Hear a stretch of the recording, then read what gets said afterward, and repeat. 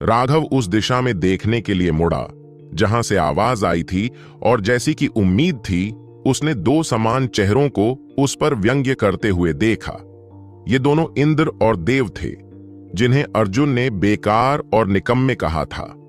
उनके बेहद घृणित चेहरे और बेहद घिनौनी आवाजों के कारण राघव चाहकर भी उन्हें भूल नहीं पाया। पिछली बार वे एक नए निम्न स्तर पर पहुंच गए थे और वास्तव में नेहा को अश्लील रूप से कोस रहे थे। परिणाम स्वरूप वे लगभग मारे गए थे। अब वे राघव के सामने फिर से जीवंत और स्वस्थ थे। हे, कितना आश्चर्यजनक है। मैंने कभी नहीं सोचा था कि तुम, राघव, वास्तव में एक विकृत देशद्रोही हो। फिर मुझे यह देखने दो कि इसमें ऐसा क्या दर्ज है कि तुम लोगों को चुप कराने के लिए उनकी हत्या करना चाहते हो। उनमें से एक ने फोटोग्राफिक जेड को छुआ और हवा में एक छवि दिखाई दी। वह दृश्य था, राघव ने अपने भाले को एक महिला के गले पर तान रखा था, जो फटे पुराने कपड़े पहने हुए थी और लगभग नग्न थी। उस महिला की अभिव्यक्ति दयनीय थी, जबकि राघव की अभिव्यक्ति बर्फीली थी। उसे उस महिला की दयनीय भीख की जरा भी परवाह नहीं थी। उस छवि को देखकर वे दोनों जुड़वांव बच्चे तुरंत खुश हो गए और हंसने लगे। हा, क्या अच्छी बात है। आप भाई जल्दी से इस फोटोग्राफिक जेड की प्रतियां बनाइए और इसे फैलाइए ताकि सभी धर्मी शिष्य इस भ्रष्ट गद्दार का चेहरा स्पष्ट रूप से देख सकें। इस समय वहां पहले से ही 6 या 7 शिष्य आ चुके थे, जो आश्चर्य से राघव को देख रहे थे। इंद्र ने वह फोटोग्राफिक जेड उनमें से एक को फेंक दिया। राघव ने उस शिष्य को 36वें मठ का एक मुख्य शिष्य माना, जो उन्हें भड़काने आया था। वह सबसे पहले लड़ने वाला था और परिणाम स्वरूप भागते समय वह लगभग डर के मारे पेशाब से लथपथ हो गया था। उस फोटोग्राफिक जेड को प्राप्त करके वह बहुत प्रसन्न हुए और उन्होंने तुरंत और अधिक फोटोग्राफिक जेड निकाले तथा उनकी नकल करने के लिए उन्हें फोटोग्राफिक जेड से छुआ दिया। उस व्यक्ति ने एक ही सांस में कई प्रतियां बना लीं और वह प्रतिशोध के रोमांच पर पागलों की तरह हंस भी रहा था। जाहिर है, उनकी नजर में यह फोटोग्राफिक जेड राघव को शारीरिक रूप से घायल करने से भी अधिक संतोषजनक था। राघव आहें भरने से खुद को रोक नहीं पाया। क्या यही स्वर्ग की इच्छा थी? ये मूर्ख जिनके पास करने को कुछ भी नहीं था, हमेशा उसके लिए मुसीबत क्यों ढूंढते रहते थे? राघव, हा, इस बार तुम मर गए। दोनों जुड़वां बच्चे बहुत खुश थे। वे सिर्फ इस बात से खुश नहीं थे कि राघव अब गुप्त क्षेत्र में मर जाएगा, बल्कि इसलिए भी खुश थे कि एक बार जब सभी गुप्त क्षेत्र से चले जाएंगे तो ये फोटोग्राफिक जेड 108वें मठ को पूरी तरह से अपमानित करेंगे। मुझे नहीं पता कि मैं मरूंगा या नहीं, लेकिन तुम दोनों जरूर मरोगे। मैं, राघव, आज कसम खाता हूं कि जो कोई भी मुझे निशाना बनाने की हिम्मत करेगा, उसका खून छिड़का जाएगा।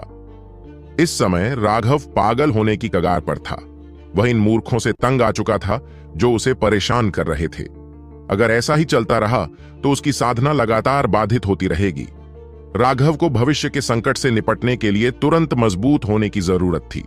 ये बेवकूफ जानबूझकर उसे धीमा कर रहे थे। राघव ने एक कदम आगे बढ़ाया और उन दोनों पर हमला कर दिया। उसके हाथ में शैतान का सिर काटने वाला हथियार दिखाई दिया और आसमान में अनंत कृपाण ऊर्जा भर गई। एक तलवार ने वार किया, जिससे पूरा आकाश और धरती चौंक गई। एक भयानक इच्छा शक्ति बाहर निकली। उस तलवार में न केवल राघव की ऊर्जा थी, बल्कि वह राघव की उग्र हत्या की मंशा का भी प्रतिनिधित्व करती थी। वे दोनों जुड़वांव यह जानकर भयभीत हो गए कि राघव पिछली बार से भी ज्यादा भयानक था। उसकी तलवार ने स्वर्ग और पृथ्वी को जमाकर उन्हें अपनी जगह पर कसकर बंद कर दिया। वे दोनों एक साथ चिल्लाए और उनके सामने 2 नई ढालें प्रकट हुईं। उन ढालों पर अनगिनत चमकती हुई रेखाएं थीं, जो एक शक्तिशाली दबाव उत्सर्जित कर रही थीं। धमाका! वे दोनों यह देखकर भयभीत हो गए कि उनकी अतुलनीय रूप से कठोर ढालें राघव के हमले के सामने बहुत कमजोर थीं। उनकी 2 ढालें चीनी मिट्टी की तरह फट गईं, जबकि राघव की कृपाण बिल्कुल भी धीमी नहीं हुई, सीधे उनके शरीर पर वार किया। नहीं, PF50! उनकी चीखें रुक गईं। राघव की तलवार की ताकत ने उन्हें सीधे चूर्ण चूर्ण कर दिया था। उनका खून हवा में भर गया था। अचानक 2 दांव मार्क आसमान में उड़ने लगे। हालांकि वे राघव की कृपाण से कट गए। राघव की इच्छा शक्ति ने वास्तव में उन्हें एक ही झटके में नष्ट कर दिया। दाओ मार्क्स, तुम सच में अंधे हो? तुम इन दो बेवकूफों की मदद करने गए थे? क्या तुम बुराई की मदद करने की कोशिश कर रहे थे? राघव ने आह भरी। इस समय 10 से ज्यादा धर्मी विशेषज्ञ यहां पहुंचे थे। वे सभी राघव के भयानक तलवार के वार से बुरी तरह डर गए थे। हालांकि वे दोनों जुड़वां बच्चे व्यक्तिगत रूप से रुद्राक्ष के बीच कमजोर थे, लेकिन वे दोनों एक साथ मिलकर काम करने में बहुत अच्छे थे। सुप्र मॉनेस्ट्री के अंदर वे एकमात्र जुड़वां रुद्राक्ष थे और इसलिए लगभग सभी उन्हें पहचानते थे। अब जब उन्होंने देखा कि राघव ने उन दोनों को एक ही झटके में मार डाला है, तो वे डर से भर गए। वह शिष्य जो पागलों की तरह फोटोग्राफिक जेड की नकल कर रहा था, इतना डर गया कि वह तुरंत भाग गया। राघव उसका पीछा करने की जहमत नहीं उठा सका। वह पहले ही इन धर्मी शिष्यों की मूर्खता को देख चुका था। उसके पास इतनी शक्ति नहीं थी कि वह उनके साथ ऐसे मूर्खतापूर्ण खेल खेल सके। इससे उसका कीमती समय बर्बाद होगा। उसने खुद से वादा कर लिया था, आज के बाद जो भी उसका रास्ता रोकेगा, उसका एक ही अंजाम होगा, वह मारा जाएगा। राघव, तुमने धर्मी शिष्यों को इस तरह मारने की हिम्मत की, क्या तुम्हें सजा मिलने का डर नहीं है? एक मुख्य शिष्य ने गुस्से में कहा। राघव ने उदासीनता से उसकी ओर देखा और उस मुख्य शिष्य का शरीर तुरंत सख्त हो गया। ऐसा महसूस हुआ जैसे किसी कठोर आभा ने उसे अपनी जगह पर जकड़ लिया हो। उसे लगा कि मौत की अनुभूति उसके अंदर भर गई है और वह तुरंत सांस लेना भूल गया।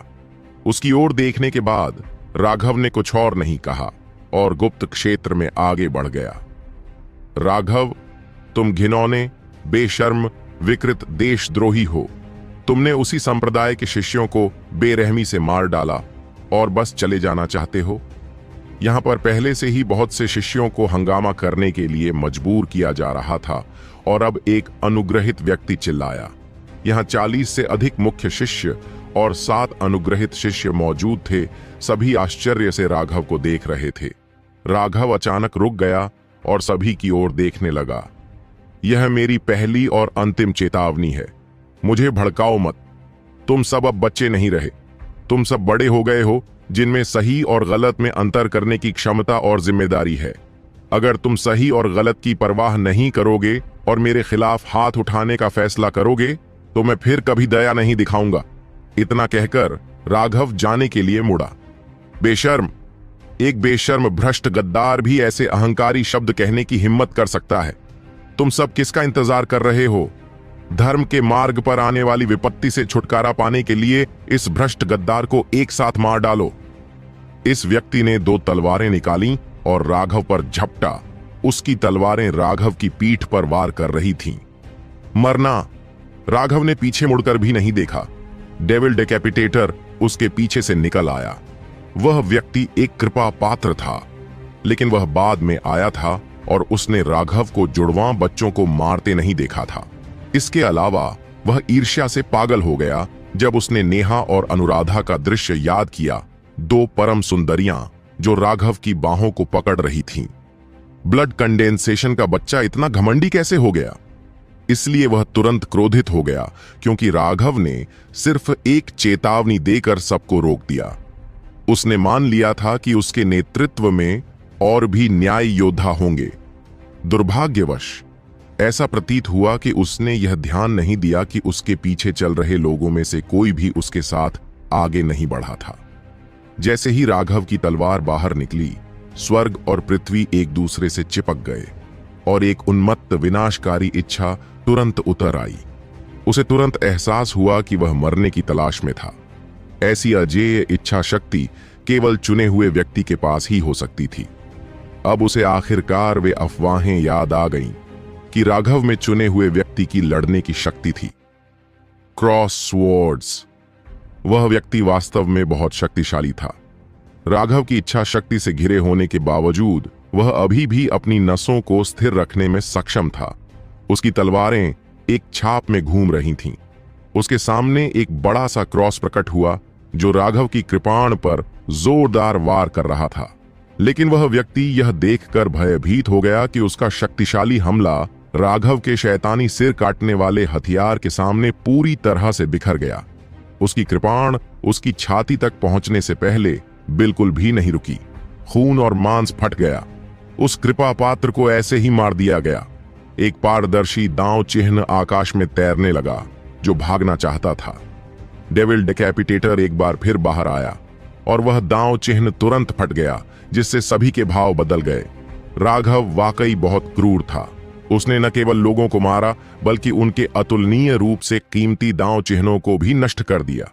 यदि साधारण मूल शिष्य दांव चिन्ह प्राप्त कर सकें तो उनके नए कृपा पात्र बनने की 10% संभावना होती है।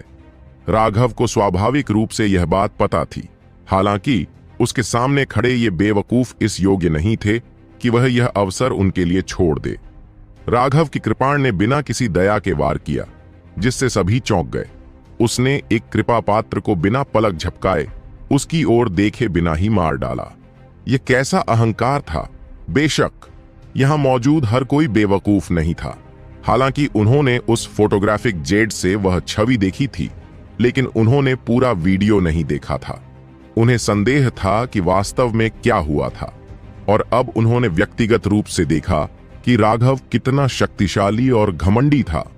क्या वह वास्तव में किसी महिला के प्रति ऐसे गंदे इरादे रखता होगा, खासकर एक ऐसी महिला के प्रति जो वास्तव में केवल साधारण दिखने वाली थी? राघव ने उन्हें चेतावनी दी थी, उन्हें खुद ही सच और झूठ का पता लगाने को कहा था। बहुत से लोग पहले से ही यह बता पा रहे थे कि राघव के इर्द गिर्द शायद कोई अज्ञात योजना चल रही थी। हालांकि किसी भी मामले में तथ्य यह है कि राघव ने बार बार धर्मी शिष्यों को मार डाला था, जिसका मतलब था कि वह भागने में सक्षम नहीं होगा। चाहे उसके पास जो भी तर्क हो, 3 इष्ट देवों की हत्या एक ऐसा अपराध था जिसे वह कभी नहीं भूल पाएगा। उस इष्ट को मारने के बाद राघव, जो शुरू से अंत तक पीछे नहीं मुड़ा था, एक बार फिर चलना जारी रखा। अचानक ताली की आवाज गूंजी और साथ में एक ऐसी आवाज भी आई जिससे राघव बहुत परिचित था। बुरा नहीं राघव, तुम एक बार फिर से थोड़े मजबूत हो गए हो। तुम्हें खोजने के लिए मैंने अपना इतना कीमती समय खर्च किया, ये मेरे लिए सार्थक था। सब चौंक गए। कुछ देर बाद काले कपड़े पहने एक उदास आदमी, जिसके काले बाल कंधों तक गिर रहे थे, दूर से दिखाई दिया। ऐसा लग रहा था जैसे वह आदमी कहीं से अचानक प्रकट हो गया हो और अब तक किसी को पता नहीं चला था कि वह वहां था। भ्रष्ट मार्ग। जब उन्होंने उसके वस्त्र पर खून के रंग का, हड्डी के आकार का निशान देखा तो उनके चेहरे के भाव बदल गए। उनके दिलों की धड़कन अनायास ही बढ़ गई और वे सब 2-4 कदम पीछे हट गए। यहां तक कि राघव की पुतलियां भी सिकुड़ गईं जब उसने देखा कि वह कौन था। उसका दाहिना हाथ डेविल डिकैपिटेटर पर कस गया।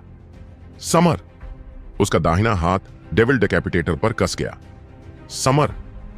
वह आदमी बिल्कुल समर था।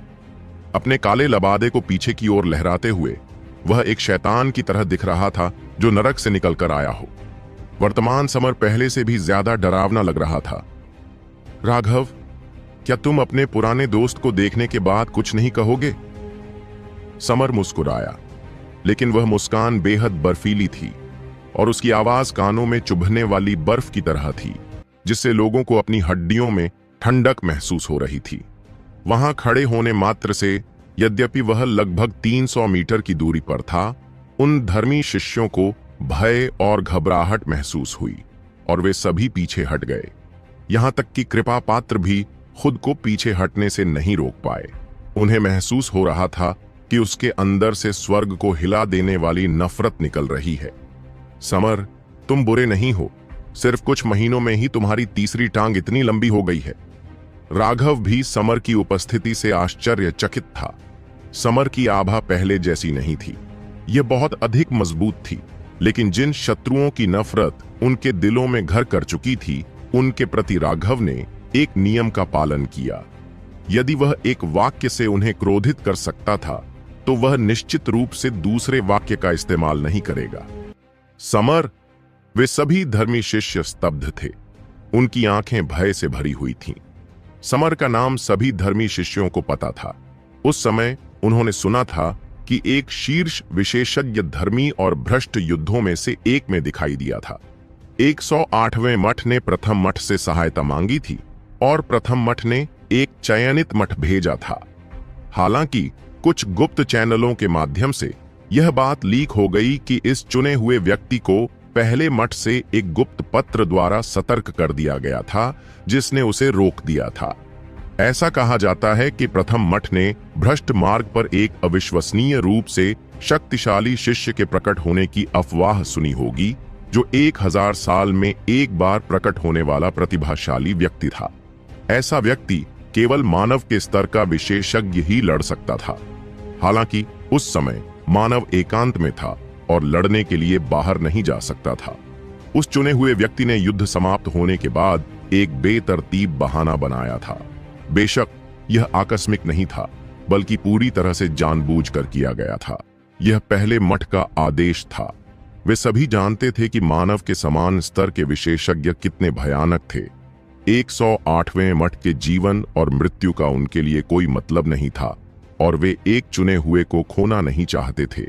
यही कारण था कि बाद में जब महेंद्र शिकायत करने गया था, तो पहले मठ ने अपना हाथ फैलाकर मामले को पूरी तरह दबा दिया था। दुर्भाग्य से ऐसा कुछ भी नहीं था जो 100% सच हो। वहां बहुत से जिज्ञासु लोग थे और यह बात खास तौर पर उन उबे हुए लोगों के लिए सच थी जिनके पास करने के लिए कुछ नहीं था। वे सभी यह पता लगाने में कामयाब हो गए थे कि पर्दे के पीछे क्या हुआ था। जाहिर है, मुकेश नाम का कोई व्यक्ति उस लड़ाई के दौरान समर को रोकने के लिए प्रकट हुआ था। हालांकि बाद में जब उन्होंने सुना कि राघव और मुकेश ने मिलकर उसे हराने के लिए काम किया था और यहां तक कि उसका एक पैर भी काट दिया था, तो सभी ने इसे मजाक समझकर टाल दिया था। मुख्य बात यह थी कि युद्ध में जो कुछ हुआ था उसे भी रामानंद ने गुप्त रूप से दबा दिया था। वह नहीं चाहता था कि राघव बहुत ज्यादा आकर्षक लगे, क्योंकि इससे उसे नुकसान हो सकता था।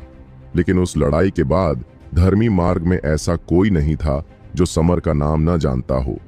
वह मानव के समान स्तर का व्यक्ति था, चुने हुए लोगों में एक शीर्ष विशेषज्ञ, ऐसा व्यक्ति जिसने कभी भी उसी क्षेत्र में किसी ऐसे व्यक्ति से मुलाकात नहीं की थी जो उसके 10 से अधिक वार रोक सकता था।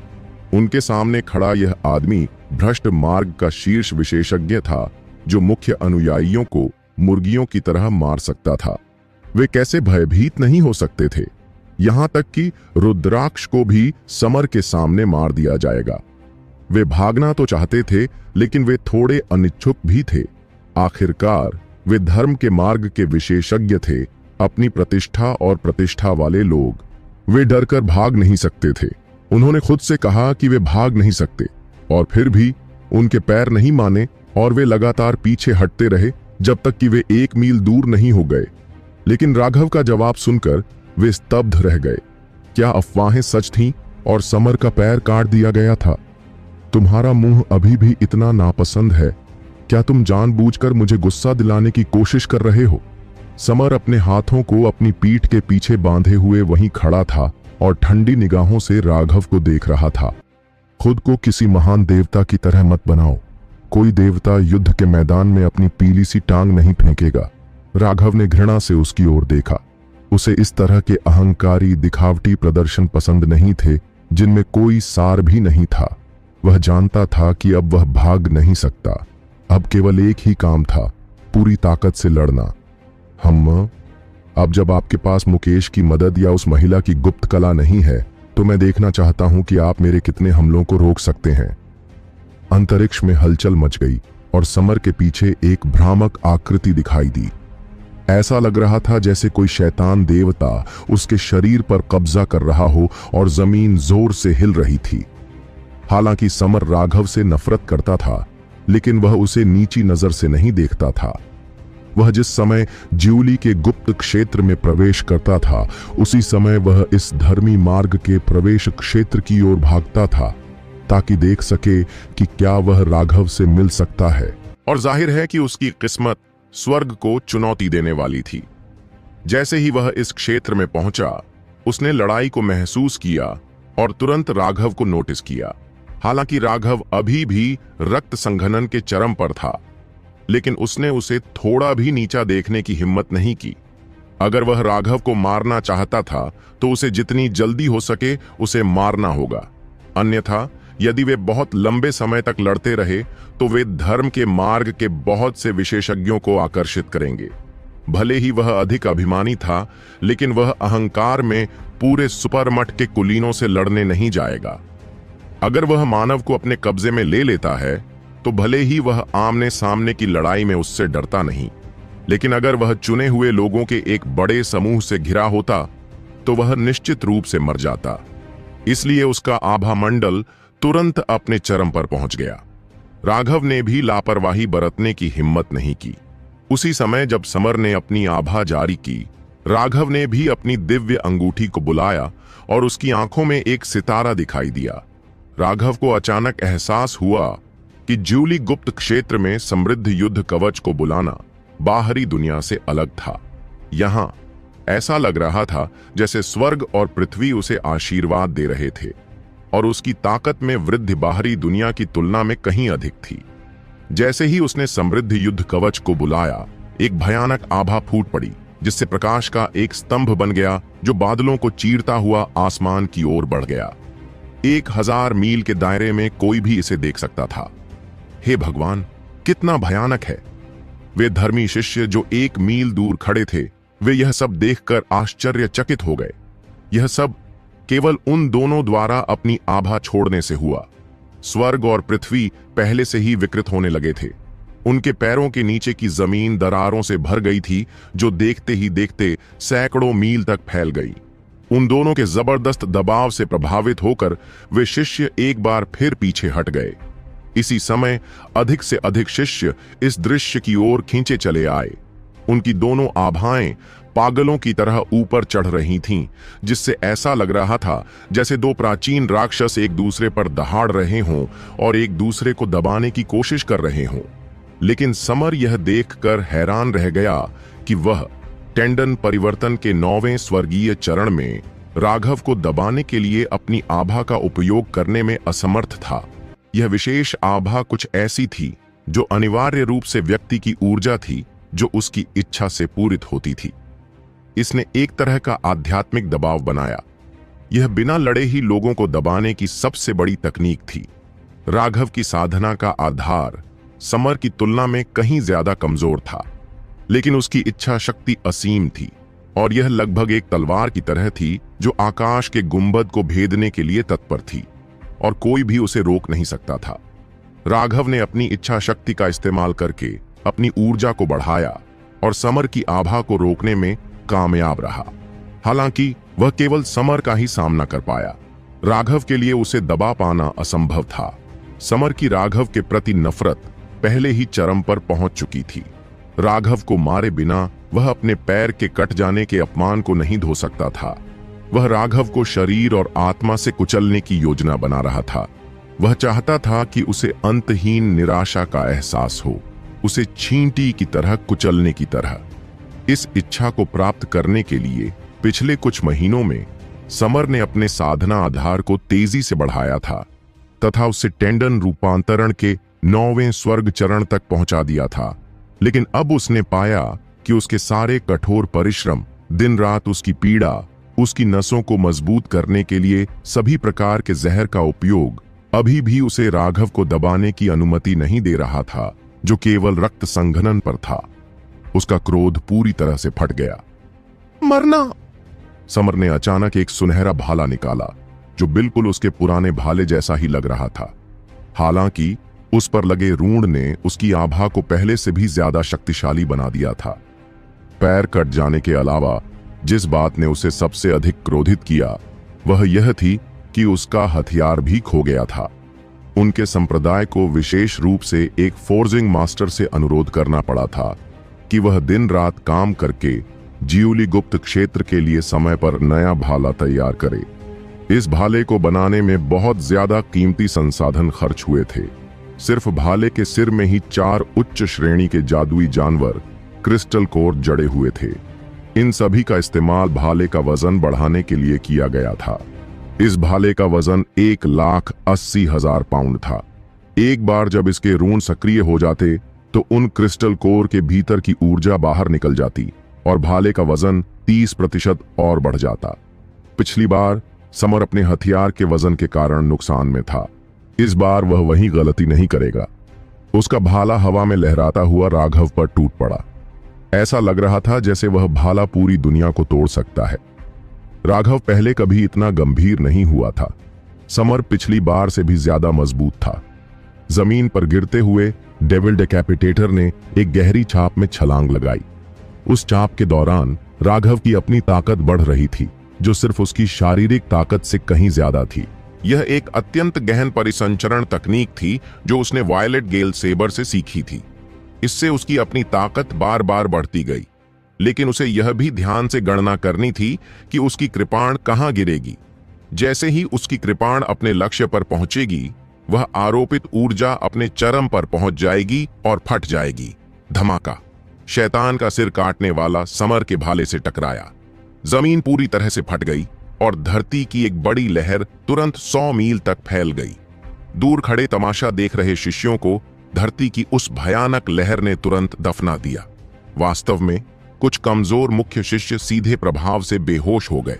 जैसे ही राघव का शैतानी सिर काटने वाला भाला उस भाले से टकराया, वह उड़कर पीछे चला गया और उसकी कृपाण उसके हाथ से छूट गई। राघव को ऐसा महसूस हुआ जैसे उसके अंग उसके अंदर ही फड़फड़ा रहे हों और उसने अपने गले में मिठास का स्वाद चखा।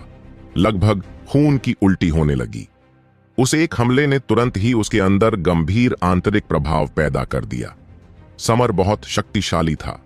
अब वह पहले से भी अधिक शक्तिशाली हो गया था। राघव उसके एक भी हमले को रोकने में असमर्थ था, यहां तक कि समृद्ध बैटल आर्मर की बढ़ी हुई शक्ति के साथ भी। इससे राघव को बहुत असहाय महसूस हुआ। अब वह बहुत दूर फेंक दिया गया था। अगर वह जल्दी ही बाहर नहीं निकला तो वह निश्चित रूप से यहीं मर जाएगा। हम्फ, मेरे एक और हमले का स्वाद चखो। समर ने चिल्लाते हुए अपना भाला फिर से उठाया।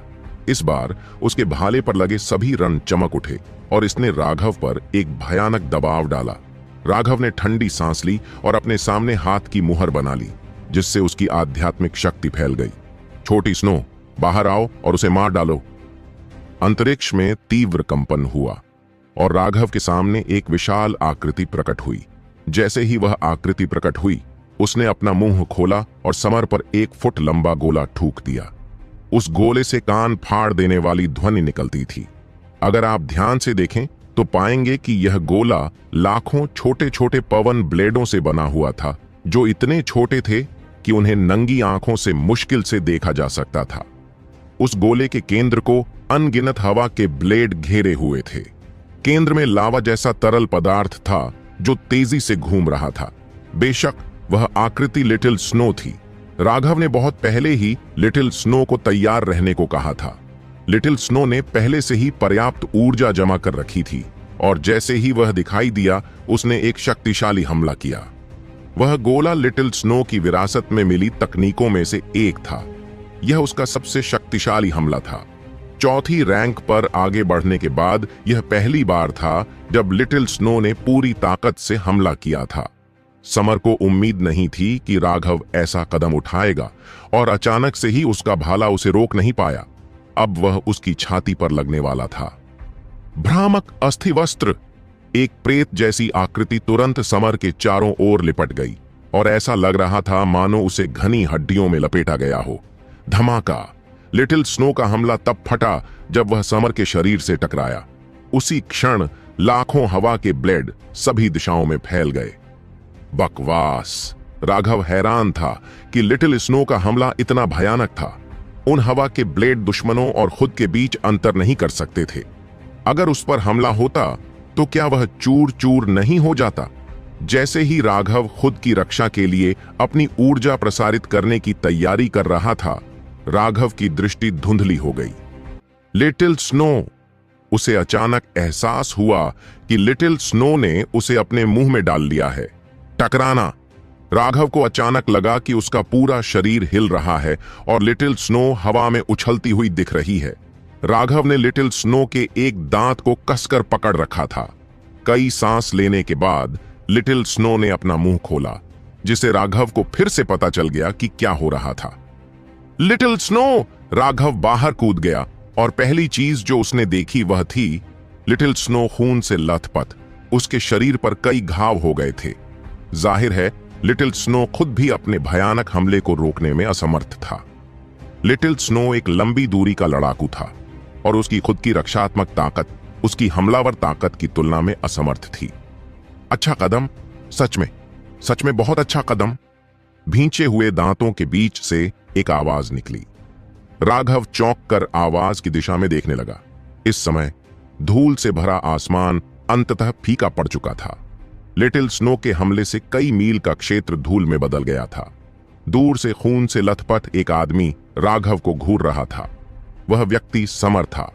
समर के कपड़े उन भयानक हवा के ब्लेडों से टुकड़े टुकड़े हो गए थे और उसके शरीर पर अनगिनत घाव थे। उसकी त्वचा का 1 इंच भी ऐसा नहीं था जो पूरा बचा हो। उसका सुंदर चेहरा घावों से ढका हुआ था और उसके होंठ क्रूरता से फाड़ दिए गए थे। जब उसने अपना मुंह खोला तो आप उसके सभी दांत देख सकते थे। एक भयानक छवि।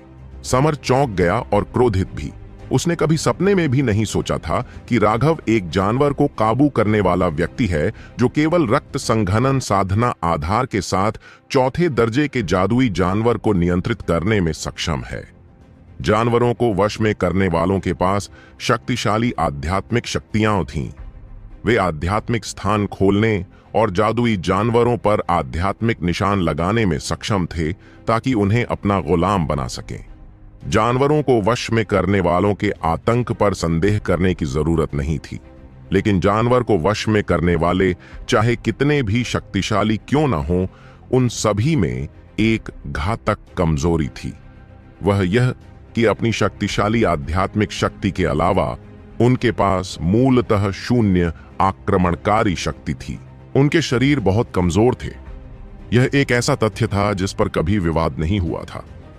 धर्मी और भ्रष्ट लड़ाई के दौरान समर पर लिटिल स्नो ने छिपकर हमला किया था, लेकिन उस समय उसे कभी संदेह नहीं हुआ था कि लिटिल स्नो राघव से जुड़ा हुआ था। राघव का शरीर असामान्य रूप से शक्तिशाली था। ऐसा व्यक्ति शारीरिक रूप से कमजोर जानवर पालक कैसे हो सकता है? राघव के किसी भी त्रुप के पत्ते ने समर को कभी नहीं चौंकाया था। केवल उसका यह जानवर वश में करने वाला दर्जा ही उसकी उम्मीदों से परे था। यदि उसने पिछले कुछ महीनों में भ्रष्ट मार्ग की एक गुप्त तकनीक भ्रामक अस्थिवस्त्र का अभ्यास नहीं किया होता तो वह पहले ही मर चुका होता। उसने पहले भी अपने मायावी अस्थिवस्त्र की शक्ति का परीक्षण किया था। 8 स्वभाव वाले अस्थि निर्माण विशेषज्ञ द्वारा पूरी ताकत से किया गया हमला भी उस पर कुछ नहीं कर सका, लेकिन वह अविश्वसनीय रूप से मजबूत इल्यूसरी बोन रोब विस्फोट होने से पहले लिटिल स्नो के हमले के आधे से भी कम हिस्से को रोकने में सक्षम था। शुरू में वह राघव को ऐसे कुचलने की योजना बना रहा था जैसे वह कोई कीड़ा हो, लेकिन अब वह उसके लिए लगभग मर चुका था। वह क्रोधित क्यों ना हो? मर जाओ! समर ने दहाड़ लगाई और उसके माथे पर एक काला रून चमक उठा। उसकी चोटें वास्तव में इतनी तेजी से ठीक हो रही थीं कि उसे नंगी आंखों से भी देखा जा सकता था। उसका भाला एक बार फिर राघव पर टूट पड़ा। राघव जल्दी से ब्लॉक करने के लिए चला गया। वह यह जानकर भयभीत था कि समर ने अब अपनी चोटों को अस्थायी रूप से दबाने के लिए किसी तरह की गुप्त तकनीक का इस्तेमाल किया था। उसकी ताकत थोड़ी भी कम नहीं हुई थी। उसके भाले में पहाड़ को कुचलने जैसी ताकत थी। राघव उसे रोक नहीं सका और वह वापस उड़कर लिटिल स्नो के शरीर से जा टकराया। फिर लिटिल स्नो को भी उस भयानक शक्ति ने उठाकर उड़ा दिया। राघव ने खून की उल्टी की। अब उसके और समर के बीच का अंतर बहुत बड़ा था। समृद्ध युद्ध कवच और दिव्य अंगूठी के साथ भी वह अपनी निडर शक्ति को रोकने में असमर्थ था और उसके आंतरिक अंग बुरी तरह से घायल हो गए थे। लिटिल स्नो की हालत भी कुछ खास अच्छी नहीं थी। हवा के झोंकों के विस्फोट ने उसे बहुत करीब होने के कारण घावों से भर दिया था। उसकी कुछ चोटें हड्डियों तक पहुंच गई थीं। अगर उसके पेट पर लगे घाव थोड़े और चौड़े होते तो उसके अंदरूनी हिस्से को देखना संभव होता। बचाव लिटिल स्नो का कमजोर पक्ष था। मुख्य बात यह थी कि राघव ने लिटिल स्नो की आक्रमण शक्ति को कम करके आंका था, जिसके कारण यह दुर्घटना हुई। लिटिल स्नो, चलो भागो! राघव अचानक लिटिल स्नो की पीठ पर कूद पड़ा, अपनी आध्यात्मिक शक्ति का उपयोग करके उससे संवाद करने लगा। वे वर्तमान में समर को हराने में असमर्थ थे। अगर यह जारी रहा तो वे निश्चित रूप से मरने वाले होंगे। हालांकि वहां दसियों धर्मी शिष्य खड़े थे, लेकिन राघव को उम्मीद नहीं थी कि वे मदद के लिए आएंगे। यह तथ्य कि वे भी उस पर हमला करने के लिए आगे नहीं बढ़े थे, उसके लिए अपने आशीर्वाद गिनने के लिए पहले से ही पर्याप्त था। स्थिति को देखते हुए भागने का अवसर ढूंढना राजा का तरीका था। हालांकि उसकी आत्मा की इच्छा उसे भागने नहीं देना चाहती थी, लेकिन राघव खुद को इस तरह नियंत्रित नहीं होने देगा। वह राघव था, कोई वैद्यराज नहीं। उसे अपनी छवि की परवाह नहीं थी, उसे जीने की परवाह थी। अगर वे अंत तक लड़ते रहे तो नतीजा निश्चित रूप से उनकी मौत होगी। लिटिल स्नो बिजली की तरह उछला और पल भर में 5 मील भाग गया। तुम भागना चाहते हो? यह इतना आसान नहीं है। समर ने नाक भौं सिकोड़ी और एक ही कदम में वह अचानक उनके पीछे आ गया। उसकी गति बिल्कुल खतरनाक थी। राघव ने सोचा था कि लिटिल स्नो की गति के साथ वे जल्दी से समर को गिराने में सक्षम होंगे। उसने कभी नहीं सोचा था कि समर अपनी गति को इस स्तर तक बढ़ाने के लिए किसी तरह के फुटवर्क का उपयोग कर सकता है। वह लिटिल स्नो से बिल्कुल भी कमतर नहीं था। अगर लिटिल स्नो अभी भी अपनी बेहतरीन स्थिति में होता तो वह समर से काफी तेज होता, लेकिन अभी लिटिल स्नो चोटों से घिरा हुआ था। इससे उसकी गति पर काफी असर पड़ा। जहां तक समर की बात है, वह अपनी चोटों को दबाने के लिए किसी गुप्त तकनीक का इस्तेमाल कर रहा था। वह जल्दी ही ठीक हो रहा था। राघव को ठंड का एहसास हुआ। अगर समर ने उन्हें पकड़ लिया तो वे वास्तव में बर्बाद हो सकते हैं। उसके हाथ की एक लहर के साथ उसके हाथ में आग की एक नीली गेंद दिखाई दी। जैसे ही राघव ने अपनी ज्वाला ऊर्जा उसमें डाली, वह ज्वाला तेजी से बड़ी हो गई। जब वह गेंद आखिरकार 1 फुट लंबी हो गई तो उसके भयानक तापमान के कारण अंतरिक्ष में हलचल मच गई। जिस वनस्पति के पास से वह गुजरा, वह तुरंत राख में बदल गई। पहाड़ों को निगलने वाली गोली की ज्वाला, आग की उस गेंद में अब राघव की गोली की लौ की सारी ऊर्जा समाहित हो गई। वह समर की ओर वापस उड़ी जो उसके पीछे था, और जिस जमीन से वह गुजरी वह तुरंत काली हो गई। एक चींटी की छोटी सी तकनीक, समर ने सूंघकर उस भ्रामक अस्थि वस्त्र को बुलाया। उसने भी उस आग के गोले पर अपना भाला फेंका। आग की लपटें तुरंत भड़क उठीं और गर्मी की एक भयानक लहर निकली, जिसने 1 मील तक सारी जमीन को झुलसा दिया। यहां तक कि हवा भी जलने लगी। उस भयानक आग ने समर को घेर लिया, लेकिन समर के भ्रामक अस्थिवस्त्र ने उसे बाहर से रोक रखा था। इससे उसे कोई चोट नहीं लग सकी। वह ज्वाला शक्तिशाली हो सकती है, जो संभवतः मुख्य शिष्यों के लिए घातक खतरा पैदा कर सकती है, लेकिन रुद्राक्ष के लिए यह उतनी महत्वपूर्ण नहीं हो सकती। समर की तो बात ही छोड़िए, जो चुने हुए लोगों में से एक है। हालांकि समर जानता था कि राघव बहुत चालाक है और वह लापरवाही करने की हिम्मत नहीं कर सकता। इसलिए उसने उस ज्वाला को अपने शरीर तक पहुंचने देने के बजाय कुछ आध्यात्मिक ऊर्जा बर्बाद कर दी। लेकिन फिर उसे एहसास हुआ कि यह ज्वाला एक साधारण जानवर की ज्वाला थी और उससे उसे कोई खतरा नहीं था। इसलिए समरों ने खुद को रोक नहीं पाया और खर्राटे लेने लगा। इससे पहले कि ज्वालाएं बिखरतीं, उसने सामने से हमला कर दिया। उसकी नजर में यह सिर्फ राघव का मृत्युशैया संघर्ष था। वह सिर्फ अपरिहार्य को टाल रहा था। लेकिन जैसे ही वह उन लपटों से बाहर निकला, उसकी आंखें तुरंत खुल गईं। अचानक उसके सामने 30 मीटर लंबा बिजली का भाला प्रकट हुआ। उससे एक विनाशकारी इच्छा शक्ति उत्पन्न हुई, जिससे समर को ठंड का एहसास हुआ। अब उसे एहसास हुआ कि राघव उस पर हमला करने के लिए इतनी बड़ी आग का इस्तेमाल क्यों करेगा। उसका यह बेकार हमला इस असली हमले के लिए एक तैयारी थी।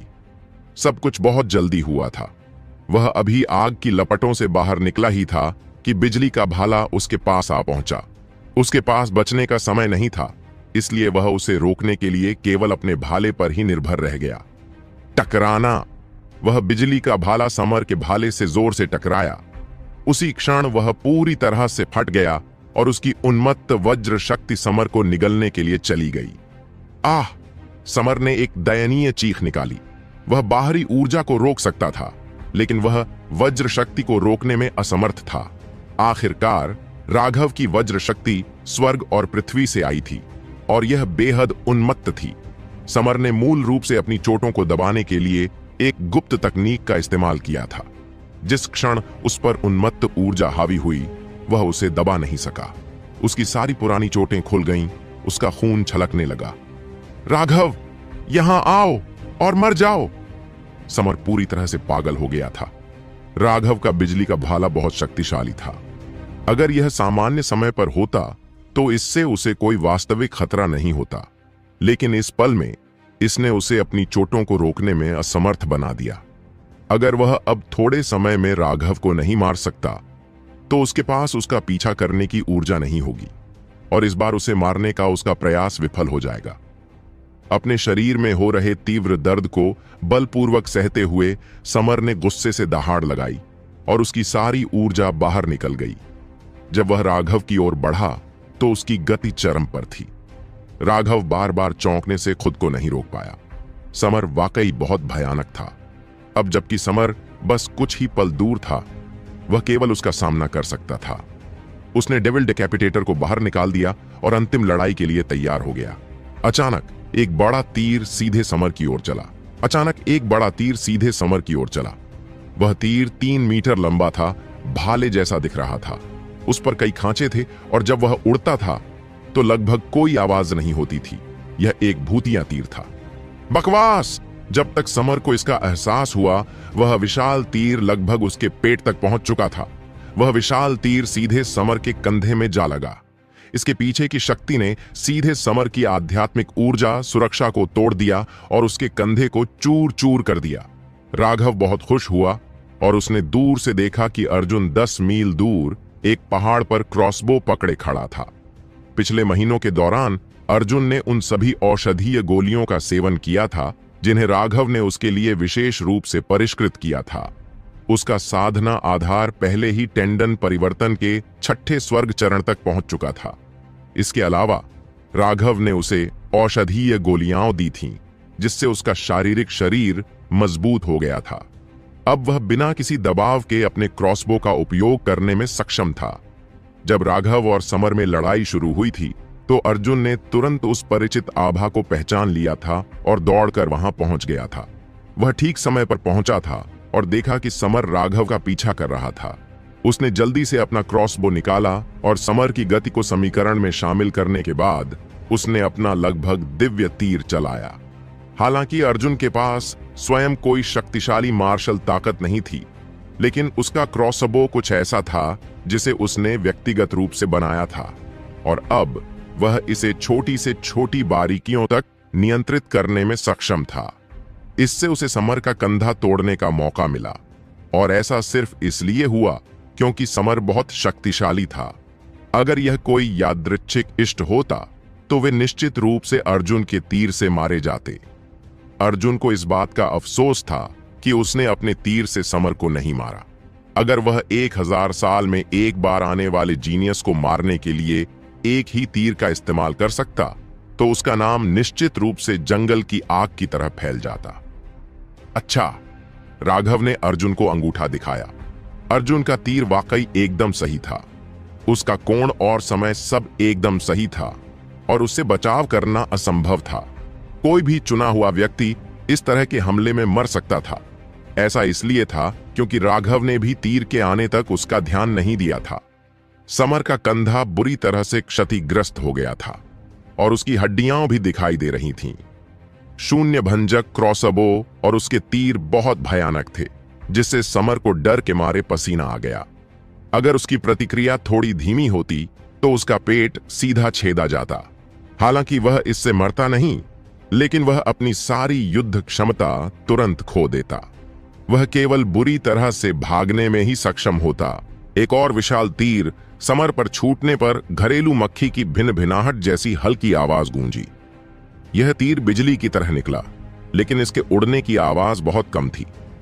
यहां तक कि समर भी चौंक गया। हालांकि इस बार वह तैयार था। चाहे तीर कितना भी तेज क्यों न हो, वह उसे डराने में असमर्थ था। उसका भाला घूमा और तीर नष्ट हो गया। उसने अर्जुन को एक पल के लिए ठंडी निगाह से देखा और फिर उसे अनदेखा करके राघव का पीछा करना जारी रखा। राघव पहले से ही कई मील दूर था। उसकी नजर में राघव को मारना किसी भी चीज से ज्यादा महत्वपूर्ण था। समरो बहुत तेज था। खून से लथपथ होने और कंधे पर गंभीर चोट लगने के बावजूद उसकी गति घायल लिटिल स्नो से थोड़ी ज्यादा थी। उसने जल्दी ही उन्हें पकड़ लिया। अर्जुन ने एक बार फिर तीर चलाया, लेकिन वह समर के भाले से टूट गया। अर्जुन जानता था कि उसके शून्य भंजक तीर केवल छिपकर हमला करने के मामले में ही शक्तिशाली थे। एक बार जब कोई पहरा दे देता है तो यह अब कोई खतरा नहीं रह जाता। यह बात समर जैसे शक्तिशाली चुने हुए योद्धा के खिलाफ विशेष रूप से सच थी। उसके तीर अब उसे धीमा करने में भी असमर्थ थे। समर, तुम मूर्ख हो। तुमने हमारे धर्म मार्ग के क्षेत्र में आक्रमण करने की हिम्मत की। क्या तुम पूरे धर्म मार्ग को चुनौती दे रहे हो? समर को उसे अनदेखा कर राघव का पीछा करते हुए देखकर, साथ ही लिटिल स्नो को खून से लथपथ होते हुए और राघव के गंभीर चेहरे को देखकर अर्जुन को पता था कि यह अच्छी स्थिति नहीं थी। उसने जोर से चिल्लाकर आसपास के विशेषज्ञों को अपने पक्ष में कर लिया। सबसे अच्छा होगा कि वह मानव को अपने पक्ष में कर ले, क्योंकि तब समर का अंत हो जाएगा। समर की अभिव्यक्ति डूब गई। अब वह सिर्फ 100 मीटर दूर था। गहरी सांस लेते हुए उसके पीछे की भ्रामक आकृति गायब हो गई और एक भयानक ऊर्जा ने स्वर्ग और पृथ्वी को भर दिया। बकवास, यह कमीना एक बार फिर प्राकृतिक ऊर्जा का उपयोग कर रहा है। राघव चौंक गया। यह भावना बहुत परिचित थी। यह एक ऐसी शक्ति थी जिसका उपयोग केवल जियांटियन विशेषज्ञ ही कर सकते थे। पिछली बार जब समर ने इस तरह की शक्ति का इस्तेमाल किया था तो उसने राघव और मुकेश को लगभग खत्म कर दिया था। जैसे ही राघव ने यह मुद्रा देखी, उसने तुरंत लिटिल स्नो को जितना संभव हो सके उतना दूर जाने का आदेश दिया, जबकि वह खुद कूद गया। हवा में ही उसने शैतान के सिर को आसमान की ओर इशारा किया। उसकी दिव्य अंगूठी एक बार फिर प्रकट हुई। उसकी आंखों में एक सितारा तैर गया और उसकी सारी शक्ति उसकी तलवार में समा गई। आकाश को विभाजित करो। राघव की कृपाण उस समय गिरी जब समर अभी भी ऊर्जा एकत्र कर रहा था। अगर समर उस तैयारी को पूरा करने में कामयाब हो जाता तो वह और लिटिल स्नो निश्चित रूप से मर जाते, और इसलिए राघव ने तुरंत निर्णय लिया कि वह उसे बीच में रोक देगा और अपना सबसे शक्तिशाली हमला जारी रखेगा। समर की अभिव्यक्ति तब बदल गई जब उसने देखा कि राघव ने उस पर हमला कर दिया। जैसे ही उसने ऊर्जा जमा करना शुरू किया, राघव वास्तव में बहुत चालाक था। उसने अपने दांतों को गुस्से से भींच लिया, लेकिन उसके पास हमला पूरा होने से पहले ही उसे सक्रिय करने के अलावा कोई विकल्प नहीं था। हालांकि यह पहले से ही पर्याप्त था। धमाका! दोनों हथियार आपस में टकराए और ऐसा लगा मानो धरती और आसमान फट गए हों। 100 मील दूर से भी धरती कांपती हुई महसूस की जा सकती थी। राघव एक उल्कापिंड की तरह वापस उड़ गया। वह सीधे जमीन पर कई मील तक उड़ता रहा और खून उगलता रहा, जिसमें उसके कुछ टूटे हुए अंग भी शामिल थे। राघव ने जल्दी से एक उपचार की गोली निगल ली। वह जल्दी से लिटिल स्नो के पास वापस गया, जो उसका इंतजार कर रही थी, और लिटिल स्नो जल्दी से उसके साथ भागने लगी। लिटिल स्नो के फर को कसकर पकड़ते हुए राघव को लगा जैसे उसकी सारी हड्डियां टूटने वाली हैं, और उसने एक बार फिर खून की उल्टी की। समर ने अब भी जो हमला किया था वह वास्तव में पिछली बार धर्मी और भ्रष्ट युद्ध में इस्तेमाल किए गए हमले से 10 गुना अधिक शक्तिशाली था। अगर राघव ने उसे चरम पर पहुंचने से पहले बाधित नहीं किया होता, जिससे उसकी आधी से भी कम शक्ति रह जाती, तो वह निश्चित रूप से मर जाता। इसका मतलब यह था कि समर का अपने जानटियन सार रक्त पर नियंत्रण बहुत बेहतर हो गया था। उस तरह की शक्ति बहुत भयानक थी। राघव को ऐसा लगा जैसे उसके सारे अंग टुकड़े टुकड़े हो गए हों। उसने जो उपचार की गोली निगली थी वह वास्तव में उसकी भयानक चोटों को दबाने में असमर्थ थी। उसने अपने दांत भींचते हुए उस चमकीले हरे तरल पदार्थ की एक बूंद निकाली और उसे निगल लिया। उसके बाद ही उसके टूटे हुए अंग ठीक होने लगे। अब मुझे समझ में आ गया, उस कमीने के हमले में प्राकृतिक ऊर्जा थी जो अपने साथ स्वर्ग की इच्छा का संकेत लेकर आई थी। साधारण औषधीय गोलियां ऐसे घावों पर ज्यादा असर नहीं करती। प्राकृतिक ऊर्जा युक्त हमला बहुत भयानक था। इसमें कोई आश्चर्य नहीं था कि जियानटियन के अधीन सभी को तुलना में चींटियां कहा जाता था। समर ने प्राकृतिक ऊर्जा की उस मामूली मात्रा को नियंत्रित करने के लिए केवल अपने जियानटियन सार रक्त के एक अंश को नियंत्रित करने में कामयाबी हासिल की थी। इस समय राघव उस आत्मा जगत विशेषज्ञ के प्रति कृतज्ञता से भर गया। उसने उसे जो उपहार दिया था वह वास्तव में बहुत कीमती था। इसने अब तक कई बार उसकी और उसके आसपास के लोगों की जान बचाई है।